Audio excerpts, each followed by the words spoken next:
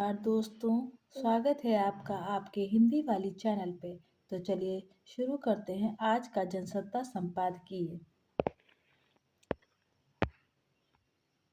बाजार की चमक में श्रमिकों की मुश्किलें।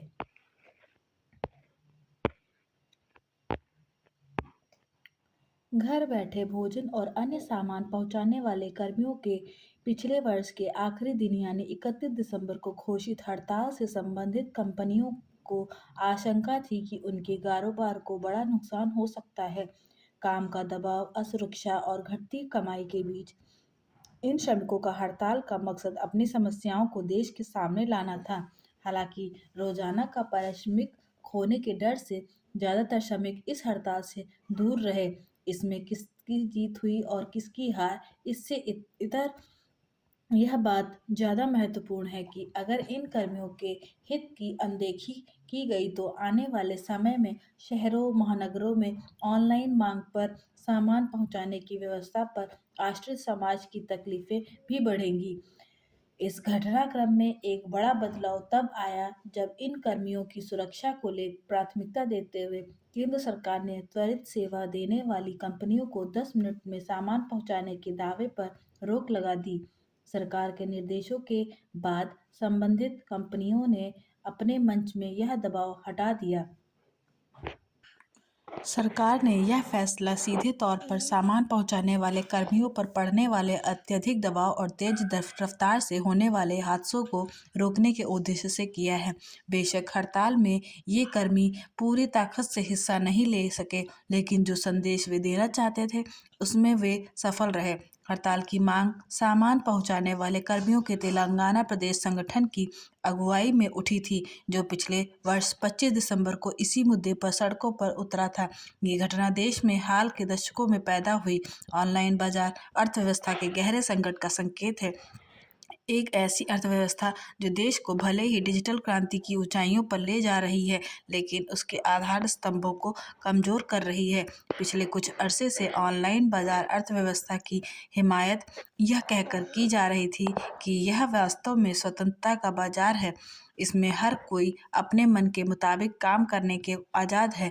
वे अपने काम के घंटे तय कर सकते हैं, पर सवाल यह है कि क्या वास्तव में इन कर्मियों को काम की आज़ादी है? नीति आयोग की वर्ष 2022 की एक रिपोर्ट के अनुसार वर्ष 2020 में देश में ऑनलाइन मांग पर सामान घर पहुंचाने वाले कर्मियों की संख्या करीब 77 लाख थी। यह आंकड़ा वर्ष 2030 तक 2.35 करोड़ तक पहुंचने का अनुमान है। इस अर्थव्यवस्था में किशोरों और युवाओं 16 से 23 वर्ष के की भागीदारी वर्ष 2019 से 2022 के बीच 8 गुना बढ़ चुकी है। कर्मियों की संख्या बढ़ाना यह दर्शाता है कि ऑनलाइन बाजार बढ़ रहा है, लेकिन इस अर्थव्यवस्था में उपजे संकट की अनदेखी भी नहीं की जानी चाहिए। इस अर्थव्यवस्था को समझने के लिए हमें औद्योगिकरण के बाद विकसित रोजगार शैलियों में झांकना होगा। पारंपरिक रूप से नौकरियां स्थायी या संविदा आधारित रही हैं, जबकि स्वतंत्र रूप किए जाने वाले कामकाज में विकल्प खुले रहते हैं। इसके बाद आई ऑनलाइन मांग आधारित अर्थव्यवस्था, जो एक मुक्त बाजार प्रणाली है जहां नियोक्ता श्रमिकों को अल्पकालिक कार्य के लिए अनुबंधित करते हैं। ये श्रमिक पारंपरिक नियोक्ता कर्मचारी संबंधों से बाहर काम करते हैं। ऑनलाइन बाजार अर्थव्यवस्था को कोविड महामारी के दौरान रफ्तार मिली। जब दुनिया पूर्ण बंदी में ठहरी हुई थी, तब घर घर सामान पहुंचाने वाले श्रमिकों ने इंटरनेट की बदौलत इस अर्थव्यवस्था को जिंदा रखा। स्मार्टफोन के बढ़ते चलन और सस्ते इंटरनेट डेटा ने ऑनलाइन मंचों तक पहुंच को सुलभ बनाया। आर्थिक उदारीकरण ने प्रतिस्पर्धा बढ़ाई और ऑनलाइन बाजार में लाखों रोजगार पैदा हुए। ऊपरी तौर पर युवाओं को यह विकल्प आकर्षक लगता है। इसमें काम और जिंदगी का संतुलन, अतिरिक्त आय और लचीलेपन जैसे आकर्षक शामिल हैं। देश के सरकारी ई श्रम पोर्टल पर वर्ष 2023 से 28.62 करोड़ लोगों ने पंजीकरण कराया था, जो घर पर सामान पहुंचाने वाले श्रमिकों की संख्या में बढ़ोतरी को दर्शाता है। मगर IFAT और यूनिवर्सिटी ऑफ पेंसिल्वेनिया के सहयोग से एक सर्वेक्षण मुताबिक घर पर सामान पहुंचाने वाले 43% श्रमिक दिन में 500 रुपये से कम कमाते हैं। इनमें से करीब 41% लोगों को साप्ताहिक छुट्टी भी नहीं मिलती। 72% अपना मासिक खर्च नहीं चला पाते और उनकी 30 से 40% आमदनी संबंधित मंच का शुल्क चुकाने में जाती है। अगर ये सामान पहुंचाने में देरी कर दे तो ग्राहक की शिकायत पर नुकसान भी इन्हें उठाना पड़ता है। जल्दी सामान पहुंचाने के दबाव में हमेशा सड़क दुर्घटना की आशंका बनी रहती है। ऐसे में इन्हें बीमा सुरक्षा की ज़रूरत है, लेकिन कम ही कंपनियां ये सुविधा इन्हें दे पाती हैं। सख्त जाड़े, भीषण गर्मी और तेज बरसात में ग्राहक के दरवाजे पर जल्दी पहुंचाने की बाध्यता से कुछ छूट जरूर मिलती है, लेकिन कड़ी मेहनत और तमाम खतरे उठाने के बाद वे 8 से 10 घंटे में बमुश्किल 400 से 700 रुपये की कमाई कर पाते हैं। बेशक कुछ ऑनलाइन कंपनियां में कर्मियों को अब स्वास्थ्य एवं दुर्घटना बीमा की व्यवस्था है, लेकिन पेंशन जैसी सुविधाएं नगण्य हैं। जिन लोगों के पास मोबाइल इंटरनेट नहीं है वे अर्थव्यवस्था से बाहर हैं, यानी उन्हें यहाँ काम नहीं मिलता। सवाल है कि जब ब्रिटेन की सर्वोच्च अदालत ऑनलाइन वाहन बुक करने से संबंधित कंपनी के चालकों को न्यूनतम वेतन और छुट्टियों का हक दे सकती है, तो भारत में यह क्यों नहीं किया जा सकता। हालांकि सरकारें इस दिशा में कदम उठाने का प्रयास कर रही हैं, लेकिन इसकी रफ्तार बहुत धीमी है। जुलाई 2023 में G20 की एक बैठक में प्रधानमंत्री ने ऑनलाइन बाजार में युवाओं के लिए अपार क्षमताएं होने की बात कही थी।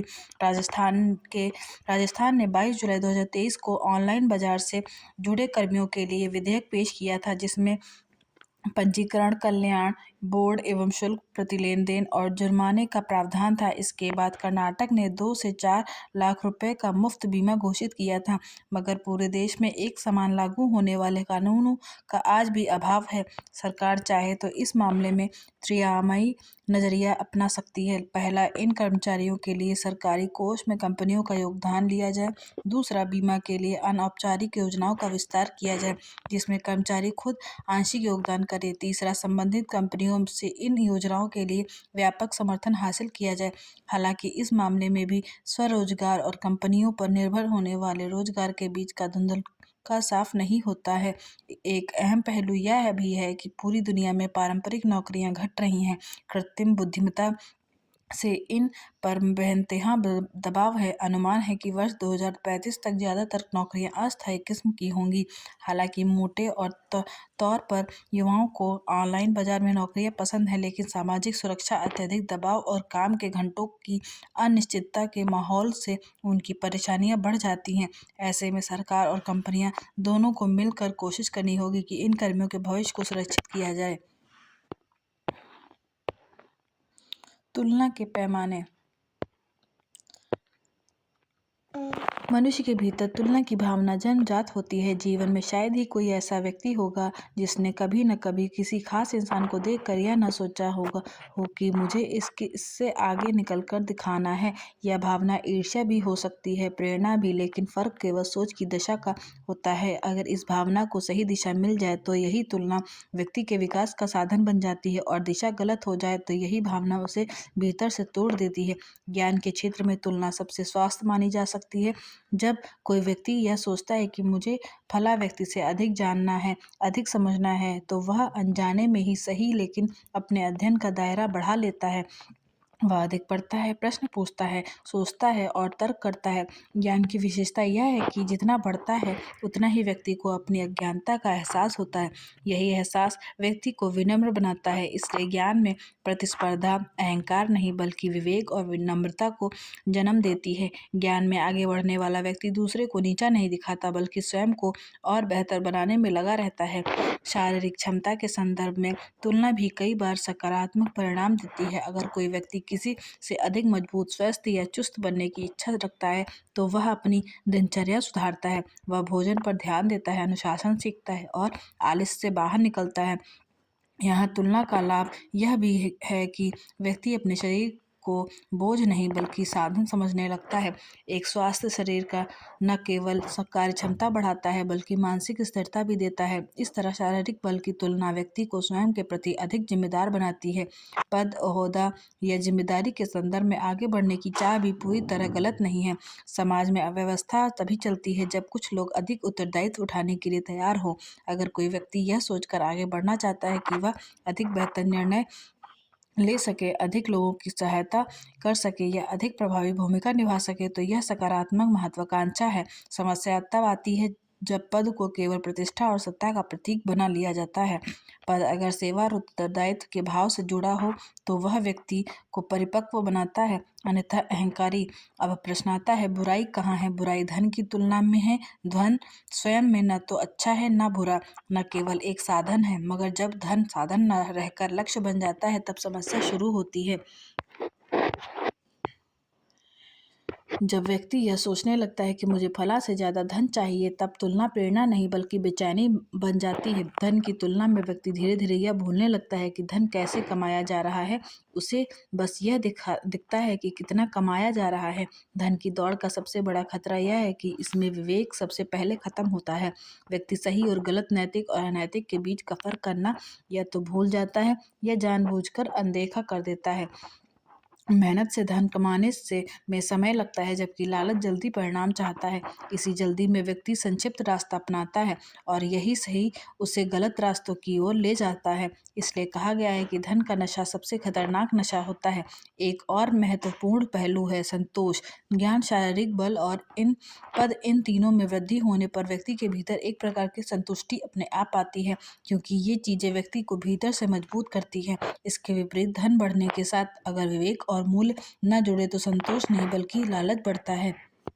जितना धन आता है उतना ही और अधिक पाने की चाह पैदा होती है। यह चाह कभी खत्म नहीं होती क्योंकि इसकी कोई सीमा नहीं होती। यहाँ एक बात और जोड़ना आवश्यक है कि तुलना किससे की जा रही है। तुलना दूसरों से है तो अक्सर ईर्ष्या और असंतोष जन्म लेते हैं। लेकिन अगर तुलना अपने बीते हुए स्वयं से है कि मैं कल से आज बेहतर क्या कर पाया, तो यही तुलना आत्मविकास का सबसे मजबूत आधार बनती है। बाहरी तुलना व्यक्ति को बेचैन करती है जबकि आत्म तुलना व्यक्ति को संतुलित रखती है। इसके साथ साथ जीवन में ठहराव का महत्व भी समझाना जरूरी है। केवल आगे बढ़ते रहना ही सफलता नहीं, कभी कभी रुक कर यह देखना भी आवश्यक है कि जो है क्या वह क्यों है और कितना पर्याप्त है। निरंतर तुलना में जीने वाला व्यक्ति वर्तमान का आनंद खो देता है। वह हमेशा भविष्य में जीता और वर्तमान को बोझ समझने लगता है। तुलना अपने आप में न अच्छी है न बुरी, उसकी दिशा तय करती है कि वह व्यक्ति को ऊपर उठाएगी या गिराएगी। ज्ञान, बल और पद में आगे बढ़ने की चाह व्यक्ति को अधिक संवेदनशील, अधिक जिम्मेदार और अधिक मानवीय बनाती है, तो वह सराहनीय है। धन की चाह विवेक, नैतिकता और संतोष के साथ संतुलित हो तभी वह जीवन को सुखद बनाती है। तुलना से भागना संभव नहीं और ना ही आवश्यक है। आवश्यकता है तुलना की दिशा तय करने की। ज्ञान में तुलना करना चाहिए ताकि दृष्टि विस्तृत हो। शक्ति में तुलना करना चाहिए ताकि जीवन अनुशासित हो। पद में तुलना किया जाए ताकि उत्तरदायित्व निभाने की क्षमता बढ़े। और धन में तुलना नहीं, संतुलन रखना चाहिए। वास्तविक प्रगति वही है जो व्यक्ति को दूसरे से बड़ा नहीं बल्कि खुद से बेहतर इंसान बनाती है। असुरक्षा का जाल। देश में साइबर असुरक्षा लगातार बढ़ रही है। लोगों की जीवन भर की कमाई को ठग लूट रहे हैं। दरअसल ऑनलाइन ठगी में धोखेबाज किसी को भी फ़ोन, वीडियो कॉल, व्हाट्सएप या अन्य किसी भी सोशल वेबसाइटों के माध्यम से झूठे अपराध फंसाते हैं। ये खुद को पुलिस प्रवर्तन निर्देशालय या अन्य ऐसी ही किसी संस्था का अधिकारी बताकर ठगी करते हैं। साइबर अपराधी बैंक खाते में भी सेंध लगाते हैं। सरकार ने इस पर नकेल कसने के लिए काम शुरू किया है। संबंधित विभाग की हेल्पलाइन और वेबसाइट पर इसकी शिकायत की जा सकती है। लोगों को जागरूक भी किया जा रहा है। डिजिटल अरेस्ट के शिकार अब अधिकतर बुजुर्ग हो रहे हैं। इन्हें जागरूक करने के लिए इनके घर तक जाकर साइबर सुरक्षा के बारे में बताना चाहिए। साइबर सुरक्षा से जुड़े विशेषज्ञों को युद्ध स्तर पर काम करना चाहिए ताकि किसी को भी साइबर अपराध का शिकार ना होना पड़े। देश में बढ़ती साइबर धोखाधड़ी के मामलों में साइबर अपराध प्रकोष्ठ को चुस्ती दिखानी चाहिए। अगर किसी भी फर्जीवाड़े की शिकायत मिलती है तो उस पर तुरंत कार्रवाई करनी चाहिए। युद्ध का दायरा। सुरक्षा और कूटनीति संपादकीय 16 जनवरी पढ़ा। स्पष्ट है कि वेनेजुएला और ईरान की सार्वभौमिक संप्रभुता में दखलंदाजी अमेरिका के विस्तारवादी कदम तेज होने का एक ही और उदाहरण है। यदि अमेरिका के सहयोग से आंदोलनकारी ईरान में तख्तापलट में कामयाब होते हैं तो भारत के लिए आर्थिक और भौगोलिक संकट पैदा हो सकता है। वहीं चाबहार बंदरगाह के विकास पर किए निवेश के साथ साथ एशिया के देशों के लिए जो रास्ते खुले थे उसमें भी परेशानी आ सकती है। अमेरिका के इन कार्रवाइयों में से ऐसा परिलक्षित होता दिखाई दे रहा है कि वह दुनिया को तीसरे विश्व युद्ध की ओर धकेल रहा है। संवाद और शांति से समस्या का हल निकालने का उपदेश देने वाला खुद धमकी से हल निकालने लगा है। उसकी कथनी करनी में फर्क साफ दिखाई देने लगा है। भारत को अपनी विदेश नीति पर सतर्कता से आगे बढ़ना होगा। सकारात्मकता की ऊर्जा जीवन का आकाश कभी उजाला होता है तो कभी घने काले बादलों से घिरा होता है, मगर सूरज कभी छिपता नहीं, वह बस बादलों के पीछे अपनी अगली चमक की प्रतीक्षा करता है। सकारात्मकता वह जादू है जो साधारण को असाधारण बना देता है। जब हम मुस्कुराते हैं तो हम न केवल खुद को बल्कि पूरी दुनिया को एक नई ऊर्जा से भर देते हैं। साहस का अर्थ डर का न होना नहीं बल्कि डर के बावजूद आगे बढ़ने का नाम है। यदि व्यक्ति के मन में कुछ कर गुजरने का दृढ़ संकल्प है तो हिमालय की ऊंचाई भी कदमों के नीचे होगी। सफलता रातों रात नहीं मिलती, वह कठोर परिश्रम की तपस्या का फल है। पसीने की हर बूंद भविष्य के महल की एक मजबूत ईंट है। जब हम मेहनत को अपनी आदत बना लेते हैं तो खुशी हमारे पीछे पीछे चलती है। अपनी असफलताओं को कमजोरी नहीं बल्कि एक नया सबक मानना चाहिए। गिरना बुरा नहीं, गिर कर ना उठना हार है। सहिष्णुता के बजाय बांग्लादेश संकट के दौर से गुजर रहा है। भारत ने बांग्लादेश को आज़ाद कराया, वहां के नागरिकों की मदद की। तमाम सहायता और सहयोग करने के बावजूद आज भारत को वहां संदेश की दृष्टि से देखा जा रहा है। कोई भी पड़ोसी राष्ट्र को हमने कभी किसी देश की आंतरिक स्थिति में हस्तक्षेप नहीं किया। इसका सबसे ज्वलंत उदाहरण बांग्लादेश है, जहां के लोगों को बचाने के लिए भारतीय सैनिक ही आगे आए थे। तभी लाखों लोगों पर अत्याचार रोका जा सका और बांग्लादेश का निर्माण हुआ था। उन तमाम ऐतिहासिक तथ्यों को नज़रअंदाज कर आज वहाँ जो कट्टरता दिखाई जा रही है, यह सचमुच दुखद है। सैन्य जीत के बाद भी सहिष्णुता की नीति भारत ने अपनाई, लेकिन पड़ोसी देश यह भूल गया कि वह भारत के प्रति दुराग्रह की नीति अपना रहा है, तो यह अफसोसनाक है।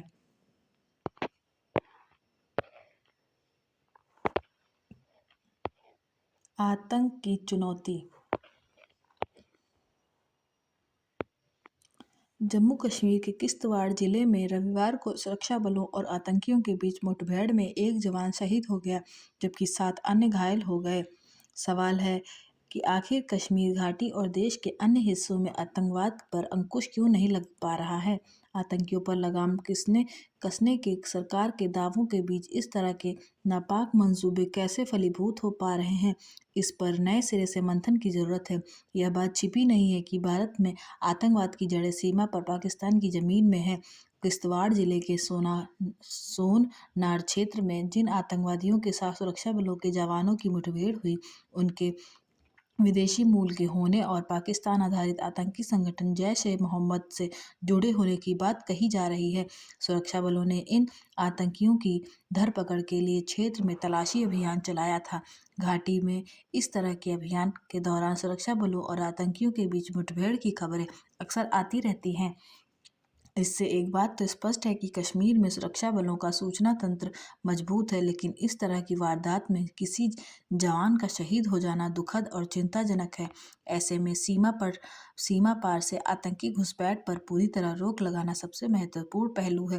केंद्र सरकार की ओर से अक्सर यह दावा किया जाता है कि पुख्ता सुरक्षा व्यवस्था की बदौलत हाल के वर्षों में सीमा पर घुसपैठ की घटनाओं पर काफी हद तक अंकुश लग गया है। अगर यह सच है तो फिर ज़्यादातर वारदात में विदेशी आतंकियों का नाम सामने क्यों आता है। दावों और हकीकत के बीच के इस अंतर को समझने की ज़रूरत है। यह सवाल भी अहम है कि देश के भीतर सक्रिय आतंकियों के पास हथियार और गोला बारूद कहाँ से आ रहा है और उनके वित्त पोषण का स्रोत क्या है। आतंकी तंत्र के लिए हवाला के जरिए पैसे भेजने की बात जगह जाहिर हो चुकी है, लेकिन अब इसमें क्रिप्टो करेंसी का नाम भी जुड़ गया है। सुरक्षा एजेंसियों ने दावा किया है कि जांच में क्रिप्टो हवाला तंत्र का पता चला है, जो जम्मू कश्मीर में विदेशी धन का अवैध प्रवाह कर रहा है। जाहिर है कि इस तरह के वित्त पोषण से न केवल आतंकियों के लिए हमले का सामान जुटाया जाता है, बल्कि अलगाववादी तत्वों को सक्रिय करने में भी इसका इस्तेमाल किया जाता है। सुरक्षा बलों के लिए यह एक नई चुनौती है। आतंकवाद का बढ़ता खतरा अब वैश्विक सुरक्षा के लिए एक बड़ी चुनौती बन गया है।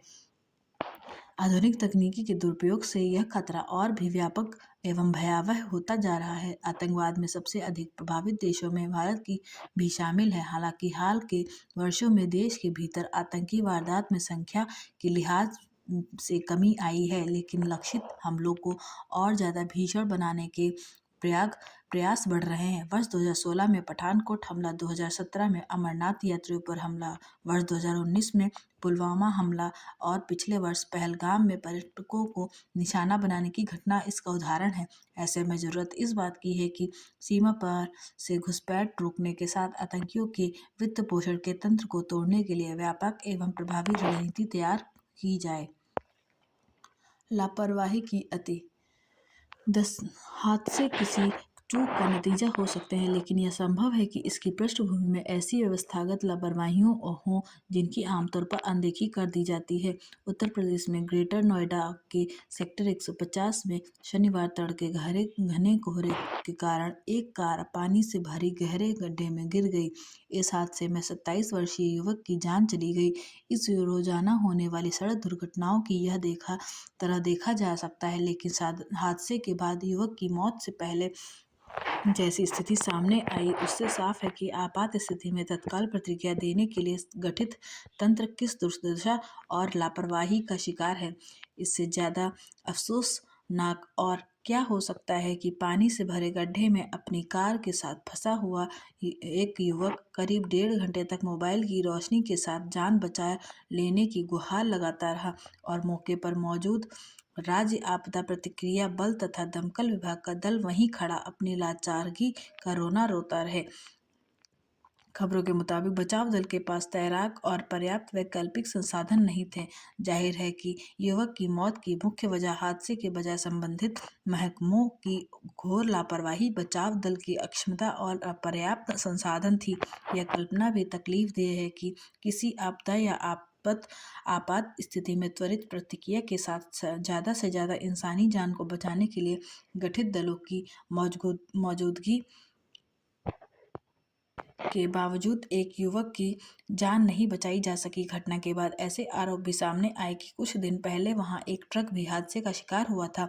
वहां इसी तरह की दुर्घटना की आशंका लगातार बनी हुई थी और स्थानीय लोगों ने सुरक्षा के पर्याप्त इंतजाम करने की मांग भी की थी, मगर किसी से भी जिम्मेदार अधिकारी और विभाग को इसकी जरूरत महसूस नहीं हुई कि वहां मजबूत घेरा और जोखिम के मद्देनजर संकेतक लगवा दिए जाएं। अब सरकार ने नोएडा प्राधिकरण के सीईओ को हटाने और घटना की जांच के लिए एक विशेष टीम गठित करने का आदेश दिया है। किसी मामले के तूल पकड़ने के बाद सरकारी तंत्र की नींद जरूर खुलती है, लेकिन तब तक किसी निर्दोष की जान जा चुकी होती है। आशा करती हूँ कि आपको यह वीडियो पसंद आई होगी। ऐसे इस वीडियो देखने के लिए या सुनने के लिए आप हमारे चैनल को शेयर, लाइक, सब्सक्राइब जरूर करें। धन्यवाद।